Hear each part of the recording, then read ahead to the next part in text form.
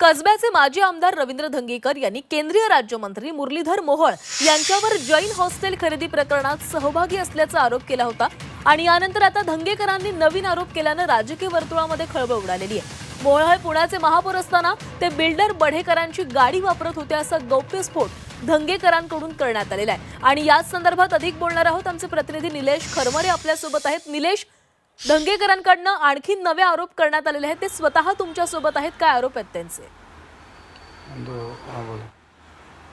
खरं तर धंगेकरांचा ट्विट करण्याचा आणि आरोप करण्याचा जो सिलसिला आहे तो अजूनही सुरू आहे। आज त्यांनी एक ट्विट केलेलं आहे, त्याच्यामध्ये मुरलीधर मोहोळ जे आहेत ते पुण्याचे खासदार, ते महापौर असताना एक गाडी वापरत होते, खाजगी गाडी वापरत होते आणि त्याच्यावर महापौराचा लोगो सुद्धा लावला होता। मात्र ती गाडी नेमकी कोणाची होती आणि त्यांचे काय आरोप आहेत ते आपण त्यांच्याकडून जाणून घेऊ। आपल्या सोबत धंगेकर सर आहेत। मामा, काय तुम्ही आज ट्विट केलेलं आहे आणि त्या ट्विटमध्ये जी गाडी दिसते ती नेमकी कोणाची? नाही, याच्यामध्ये जैन बोर्डिंग जे विद्यार्थ्यांचं हॉस्टेल होतं ते ज्या पद्धतीने शासकीय यंत्रणा त्यांनी ताब्यात घेऊन ज्या पद्धतीने त्याचे खरेदी विक्रीचे व्यवहार केले, प्लॅन पास केला, बँकेचं कर्ज काढलं आणि सगळं बोगस यंत्रणा ती मुरली मोहोळांच्या मंत्रिपदाचा गैरवापर करून त्याच ठिकाणी हा गैरव्यवहार केलेला आहे आणि त्याच्यामध्ये टेंडर प्रक्रिया असेल, धर्मादाय आयुक्त असेल, हे सगळं संगत मताने ती जागा हडपण्याचा प्रयत्न केला। त्यांनी पैसे किती दिले, काय दिले, पण तिथं भावना आहेत, तिथं महावीरांचं देऊळ आहे, तिथं भावना विद्यार्थ्यांच्या आहेत आणि या सगळ्या भावनांचा अनादर करून आणि मग तुम्हाला पुणेकर प्रश्न विचारतात आणि तुम्ही काय म्हणतात की धंगेकर वैफल्यग्रस्त आहे, धंगेकर निवडणुकीत हारलेत, हा विषय बाजूला ठेवते। कालही ते म्हणले की विशाल गोखले माझा मित्र आहे आणि राहणार, पण तुम्ही हे म्हणत नाही की जैन मंदिरांची मी सुटका करू, विद्यार्थ्यांचं हॉस्टेल बांधू, ह्याच्या एक शब्दसुद्धा चकार काढायला तयार नाहीत।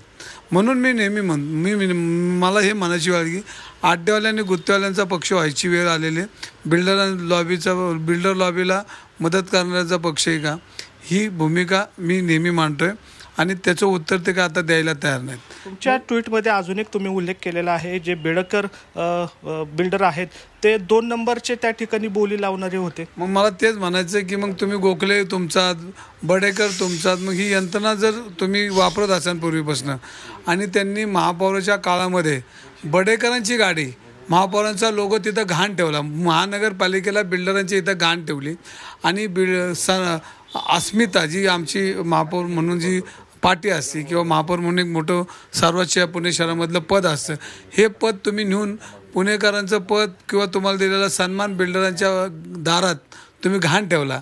तेच आता ह्याचंही उत्तर त्यांनी आपल्याला दिलं पाहिजे। जर तुमची स्वतःची गाडी असेल तर आपण समजू शकतो, पण बडेकरांच्या नावाची असलेली गाडी, त्या गाडीवर लोगो, हा पुणेकरांचा घोर अपमान केलेला आहे आणि म्हणून मी म्हणतो की आता यांनी राजीनामा दिला पाहिजे। एखादा नेता जो आहे तो संविधानात पदावर असतो, म्हणजे महापौर हे संविधानिक पद आहे, पण मात्र अशा नेत्यांनी अशी खाजगी गाडी वापरणं किंवा लोगो वापरणं हे कितपत योग्य? आता याचं उत्तर त्यांनी दिलं पाहिजे ना आणि पुणेकरांनी विचारलं पाहिजे। ही शासकीय पदं, केंद्रीय मंत्रीपदं ही जी मिळली ती बिल्डरांच्या दारात घाण ठेवलेली आहेत।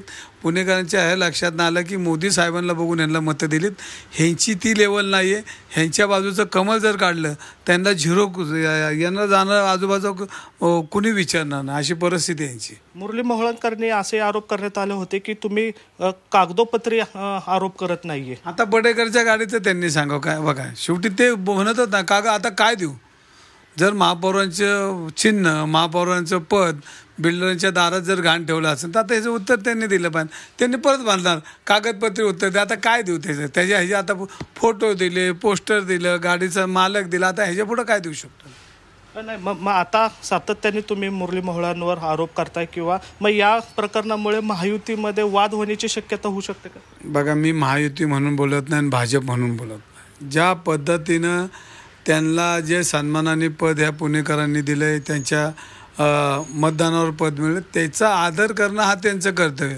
ते आदर करत नसताना जर अनादर होत असेल तर एक पुणेकर म्हणून बोलणं माझा अधिकार आहे आणि तो संविधानाने मला राखून ठेवलेला आहे, प्रत्येक नागरिक, तो मी बोलतोय ना। कालही तुम्ही तुमच्या पोस्टवरने एक व्हिडिओ व्हायरल झाला होता, एक बिल्डर होते निलेश नवलाखा, त्यांनी सुद्धा मोहोळांनी महापौर असतानाचा गैरफायदा घेत त्यांचे बांधकाम जे आहेत ते बंद पाडण्याचा आरोप केला होता त्यांनी। असे अनेक लोक आहेत, अनेक लोक पुढे येतात, काही लोक घाबरतात. मग तुम्हाला असं वाटतं का जैन समाजामध्ये असंतोष नाही? पण ते व्यापारी लोक आहेत, ते नाही भांडणार यांच्याशी. आणि यांचे लागेबंधे काही लोकांबरोबर आहेत आणि त्याच्यामुळं आज तो छोटा समाज आहे. पण ही जी गुन्हेगारी ही मग गुन्हेगार त्यांच्या आजूबाजूला, त्यामुळे लोक घाबरतात. नाही तर अनेक लोकांना त्रास आहे. तिथं जर खेळा ठोकायच्या कोथरूडमध्ये तर ह्यांची परवानगी लागते. लिगली असला तरी ह्यांना विचारावं लागतं. आणि ह्यांची पावती फाडल्याशिवाय पुढं काय काम कोणाचं होत नाही. ही वस्तुस्थिती फक्त तो त्याची भाषा वेगळी होती. मी बोलतो ही भाषा ही प्रामाणिक भाषा आहे. आता मग तुम्ही जे ट्विट केलेलं आहे त्यावेळेस ते महापौर असताना जी गाडी वापरत होती ते बेकायदेशीर म्हणलं जातं, मग त्याच्यावर कारवाई होऊ शकते का? ना आता यंत्रणा त्यांची, पोलीस त्यांचे आणि सगळं त्यांचं आहे. त्यांचे कोण कार्य करणार? राजा आहेत ते सध्या. राजाला कोण बोलणार आहे? राजाच व्यापारी झाला आहे. आणि राजाच जर महानगरपालिका असेल, केंद्रीय मंत्रीपद जर बिल्डरांच्या दारात घाण ठेवत असेल तर ह्याच्या पुढचं उत्तर काय? आता कोण बोलणार? राजाला कोण बोलणार? मग या संदर्भात तुम्ही वरिष्ठांकडे किंवा मुख्यमंत्र्यांकडे तक्रार करणार आहे का, की आता मी मुरलीधर मोहोळांचे जे कारनामे आहेत त्याच्याबाबतचे आता पुरावे सुद्धा द्यायला सुरुवात केलेले आहे, तुम्ही कारवाई करणार का, असं प्रश्न करणार आहे का किंवा त्यांना विचारणार आहे का? हे सगळी गाराणी देवेंद्र फडणवीस साहेबांकडे गेलेले आहेत. मागच्याच आठवड्यात ते म्हणले की मी त्यांच्या बॉसशी बोलतो. म्हणजे बॉसशी बोलतो म्हणजे त्यांच्या कानावर गाराणी गेलीत. मग खरं का खोटं ते ठरून आता निर्णय घेतील ना. तुमच्या पक्षाच्या श्रेष्ठींकडनी या संदर्भात काही बोलणं झालंय का, की बाबा तुम्ही सातत्याने आरोप करतायत, आता कागदोपत्री तुम्ही आरोप करायला सुरुवात केलेली आहे? मी आरोप करत नाही, वस्तुस्थिती मांडतोय. माझा काय मुरली मोहोळांच्या बांधाला बांध नाही, माझी काय त्यांनी प्रॉपर्टी खाल्ली नाही. पण ज्या पद्धतीनं जैन मंदिर असेल, पुण्यातली गुन्हेगारी असेल, जे गुन्हेगार हे सातत्याने यांच्या आजूबाजूला त्यांचा वावर आहे, त्याच्यामुळं आज पुणेकरांमध्ये 70 टोळ्यांपेक्षा जास्त गुन्हेगारी वाढली. हे बोलणं गैर आहे का? हे गैर असेल तर हे कोणी सांगितलं तरी मला कसं ते मी बोलतो हे चुकीचं आहे हे कुठल्याही कार्यकर्त्यांनी जरी सांगितलं तरी मी माझं बोलणं थांबवलं. शेवटचा प्रश्न, तुम्ही जे ट्विट केलेलं आहे ती नेमकी गाडी कुणाच्या नावावर आहे आणि गाडीचा नंबर काय? त्या गाडीचा नंबर, त्या गाडीचं सगळे मालक, त्या गाडी कोणाची, त्याचा चासी नंबर बी त्या ट्विटमध्ये. नक्कीच आपण या ठिकाणी पाहतोय की रवी धंगेकरांनी जे काल रात्री ट्विट केलेलं आहे, ती जी गाडी महापौर असताना मुरलीधर वापरत होते त्या गाडीचा नंबर आहे MH12 SW 099 या क्रमांकाची जी गाडी आहे ती सरकारी गाडी नव्हती, मात्र ते खाजगी एका बिल्डर म्हणजे बडेकर ग्रुपनी ती गाडी त्यांना दिली होती आणि ते महापौर असताना त्या गाडीचा वापर करत असल्याचा आरोप आणि त्याचे फोटो आणि व्हिडिओ हे रवी धंगेकरांनी आपल्या सोशल मीडियावर शेअर केलेले आहेत. त्यामुळे आता पुण्यामध्ये मुरलीधर विरुद्ध मोहोळ आणि धंगेकर असा वाद आपल्याला पाहायला मिळतोय.